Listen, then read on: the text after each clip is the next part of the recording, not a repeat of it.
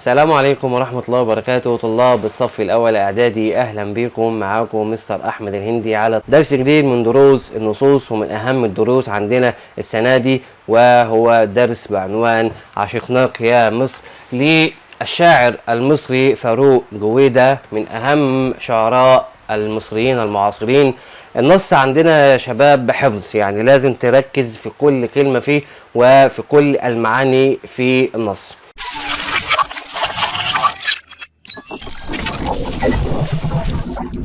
نبدأ الأول بتعريف بالشاعر المصري. قال لي هو ولد بمحافظة القاهرة سنة 1946، وليه دواوين شعرية كتيرة جدا، من أهمها أوراق في حديقة أكتوبر وآخر ليالي الحب. كذلك ليه مسرحيات شعرية مهمة جدا زي الوزير العاشق ودماء على أستار الكعبة. كل اللي انت تعرفه من النبذة التاريخية بالشاعر فاروق جويدة هو أنه ولد بمحافظة القاهرة عام 1946. طيب، نبدأ بالنص الشعري للشاعر فاروق جويدة ونسمع مع بعض طريقة الإلقاء وطريقة سماع الشعر وأبيات الشعر.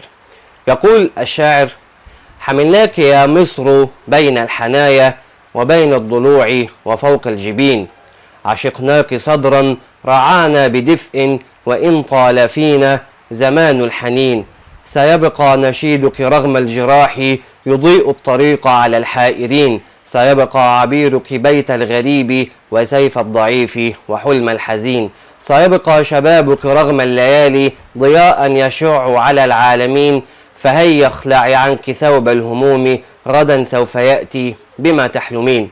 نقول مرة تانية وركز معايا: حملناك يا مصر بين الحنايا وبين الضلوع وفوق الجبين، عشقناك صدرا رعانا بدفء، وإن طال فينا زمان الحنين، سيبقى نشيدك رغم الجراح يضيء الطريق على الحائرين، سيبقى عبيرك بيت الغريب وسيف الضعيف وحلم الحزين، سيبقى شبابك رغم الليالي ضياء يشع على العالمين، فهيا اخلعي عنك ثوب الهموم، غدا سوف يأتي بما تحلمين. نص سهل وبسيط ومعانيه سهلة، نركز مع بعض ونشوف أهم المعاني.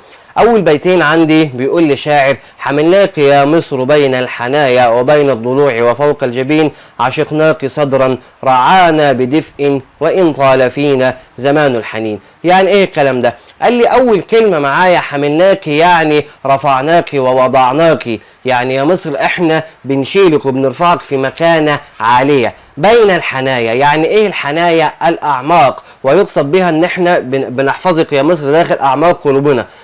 وبين الضلوع يقصد بها القلوب، يبقى الحنايا والضلوع معناها واحد، اللي هي الأعماق أو القلوب. يبقى يقصد الشاعر أن المصريين يحبوا ويحفظوا مصر داخل أعماق قلوبهم، وهذا يدل على شدة حب المصريين لمصر. وفوق الجبين يعني مقدمة الرأس. عارف انت كده لما تقول لحد انت كلامك دوت فوق راسي، تقوم عامل ايه؟ ايدك على فوق راسك. دوت دليل ان احنا بنحفظ مصر فوق الرؤوس، ودليل على ان او تصوير على ان مصر بتاج يوضع فوق الرؤوس نتباهى به بين الامم. يبقى تاني: حملناكي يقصد بها رفعناكي ووضعناكي، اي داخل القلوب، يعني احنا بنحفظك داخل القلوب وفي اعماقنا.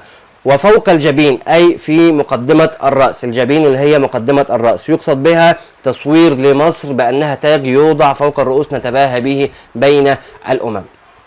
طيب، عشقناك يعني أحببناك حبا شديدا. صدرا يقصد بها أما، مش الصدور العادية، لا، صدرا يقصد بها عشق الأم لأبنائها، ونحن نحب مصر عشق الأبناء لأمنا أو لأمهاتنا، وهكذا. يبقى يقصد بكلمة صدر أكنها الايه؟ الأم.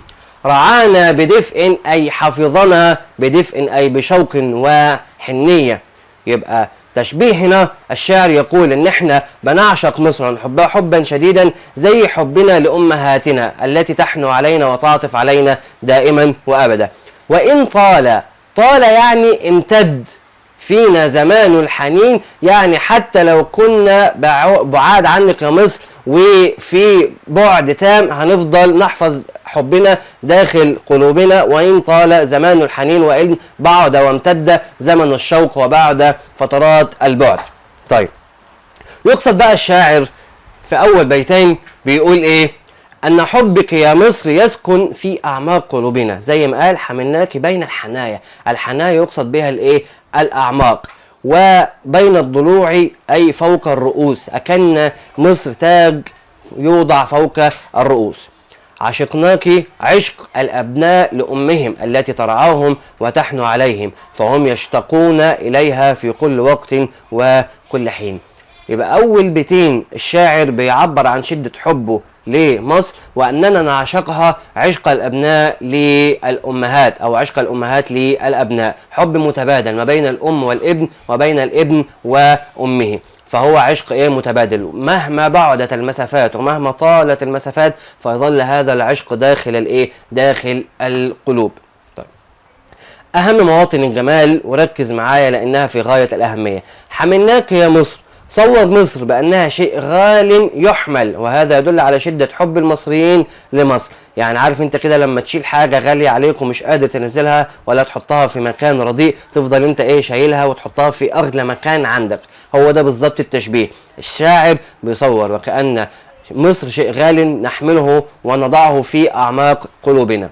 وأيضا يا مصر فيه نداء، أسلوب نداء للتعظيم، بيعظم مصر، بيقول يا مصر، ما بيقولش يا بلدي ولا يا بلدنا، لا، بيناديها بالاسم يا مصر. ده نداء للتعظيم. بين الحنايا وبين الضلوع تعبير بيدل على شدة حب المصريين لبلدهم وأنهم يحفظونها داخل قلوبهم.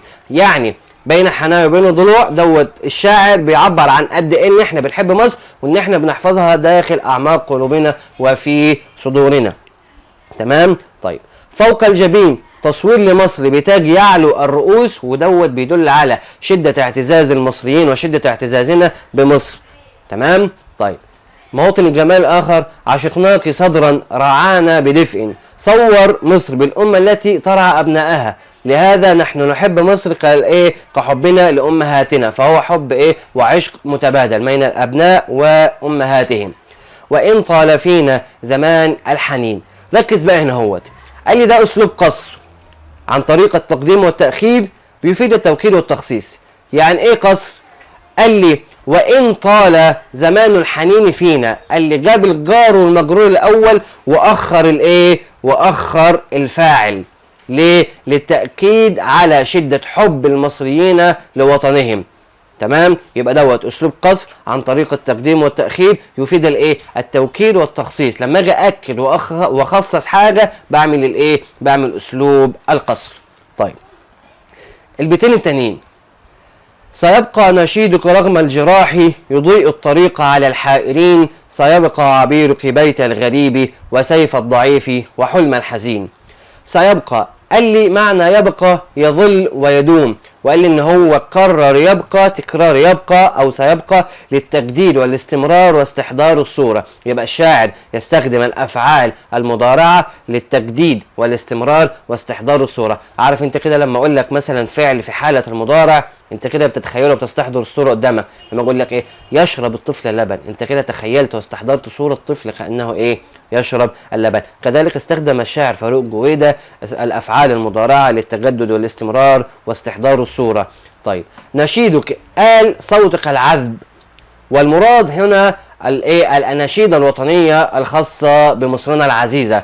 رغم الجراح، الجراح يقصد بها الشدائد والمواقف الصعبة.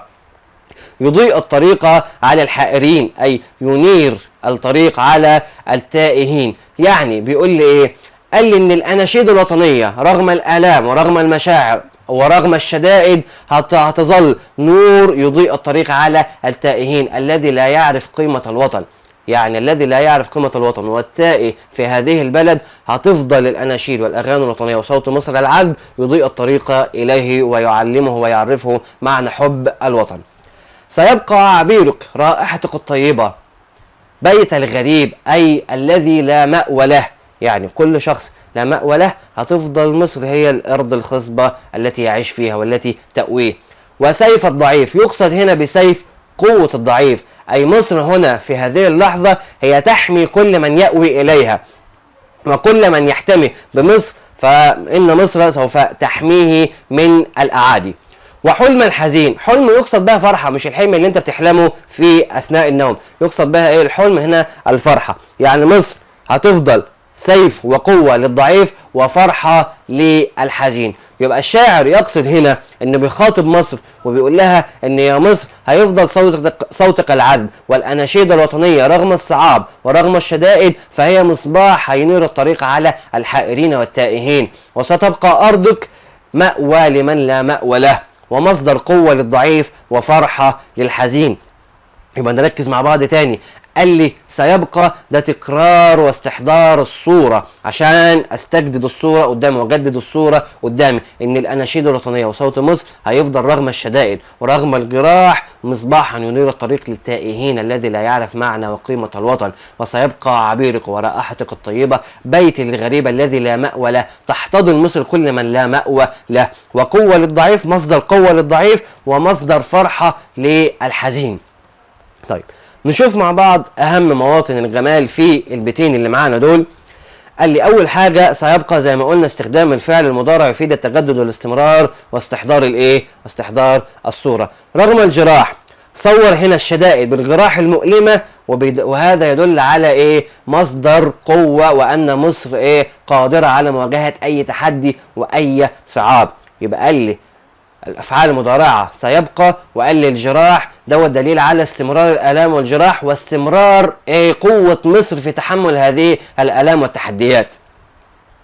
يضيء الطريق على الحائرين، تصوير لنشيد مصر بانه نور يضيء الطريق وينور الطريق للتائهين، وهذا يدل على عظمه مصر في دورها لارشاد التائهين وتعريف باهميه مصر في العالم اجمع. سيبقى عبيرك بيت الغريب، اي تصوير لعبير مصر ورائحة مصر الطيبة بالبيت الآمن لكل غريب، بالبيت الآمن، أي تأوي كل من لا مأوى له. وسيف الضعيف، تصوير لعبير مصر ورائحة مصر الطيبة بأنه مصدر قوة للضعيف، وأيضا تصوير لرائحة مصر العذبة والطيبة بأنها مصدر فرحة لكل حزين. تشوف السائح مننا عندنا هنا هو في مصر، كل ما تزور مصر يقول لك أنا مش عايز أخرج منها تاني. ليه؟ تحس إن في رائحة طيبة في مصر تجذب كل سائح وتجذب كل غريب إليها. آخر بيتين عندي، سيبقى شبابك رغم الليالي ضياء يشع على العالمين، فهيا اخلعي عنك ثوب الهموم غدا سوف يأتي بما تحلمين. قال لي المراد بالليالي الظروف القاسية، وشبهها بالليالي في ظلمتها وشدة سوادها. ضياء يشع على العالمين، يشع أي ينشر نوره على العالمين، أي العالم أجمع أو الخلق أجمعين. طيب فهيا اخلعي فيها أسلوب أمر، اخلعي يقصد بها انزعي.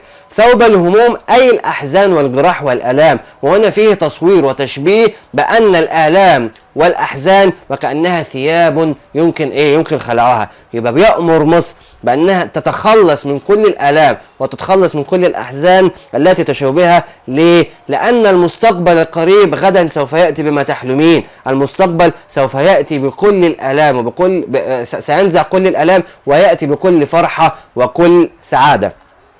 بما تحلمين، بما تتمنين يا مصر. طيب نشوف شرح الأبيات.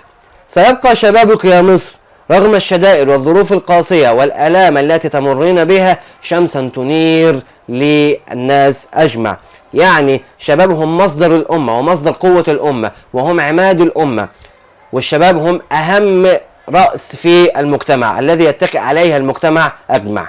طيب ويقول الشاعر بأن مصر سوف تتخلص من آلامها وأحزانها ويبشرها بمستقبل مشرق تتحقق فيه كل ما تحلم وكل ما تتمنى. فهيا اخلعي اسلوب امر غرض التمني والحث والنصح والارشاد بان تتخلص مصر من كل الالام والاحزان التي تشوبها. اهم مواطن الجمال نشوف مع بعض. سيبقى رغم الليالي، او سيبقى شبابك رغم الليالي ضياء. صور الشباب او شباب مصر بالشمس التي تنشر ضوءها ويدل على عظمة دور الشباب. رغم الليالي، تصوير الليالي بأنها ظروف قاسية وشبهها بالليالي في ظلمتها وشدة سوادها. فهيا اخلعي عنك ثوب الهموم، فيها حاجتين، أسلوب أمر غرضه التمني والنصح والإرشاد. والحاجة التانية ثوب الهموم، صور الهموم بأنها ثياب يمكن أن تخلع ويمكن أن تتخلص منها إيه؟ مصر. طيب، غدا سوف يأتي بما تحلمين، صور للغد بإنسان يأتي حاملا البشرى والخير والأمل. صور الشاعر في البيت الأخير بأن المستقبل آت على هيئة إنسان بيحمل كل البشرى ويحمل كل الخير لإيه؟